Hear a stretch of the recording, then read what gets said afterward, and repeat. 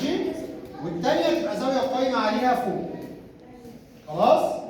اتفقنا؟ يعني انا احط الكلابس بتاعي كده، حط ايدك كده، الايد اللي فوق دي انا ضربت بيها الهوك.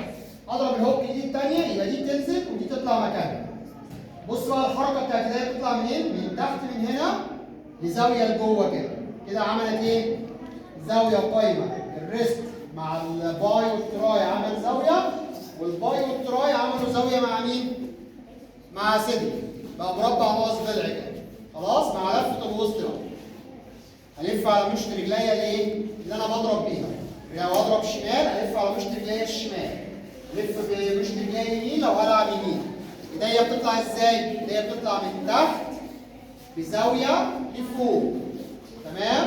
مع دوران الوسط كده اديت الباور بتاعك. طيب وهي راجعه ترجع زي ما طلعت، تنزل زاويه لتحت، مش تنزل تحت خالص، تنزل عند ايه؟ مكانها. انا ضربت واحد وارجع تاني مكاني. اثنين. ماشي؟ وسطي بيلف، لازم وسطي على مشط رجليا يلف. واحد، اثنين. كأني كده في المواي تاي بلعب بايه؟ بالكوع، وأقوم ضارب كوع، صح؟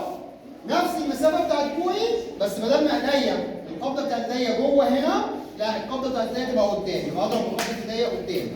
ماشي؟ اتفقنا؟ اتفقنا؟ ظبط بقى بالراحة خالص، يبقى واحد ألعب شمال وارجع مكاني. اثنين ألعب يمين وارجع مكاني بالتصوير البطيء. ماشي؟ مش عايز بقى عادل امام. ماشي؟ لا اضرب ضربه كويسه. واحد اثنين وارجع تاني.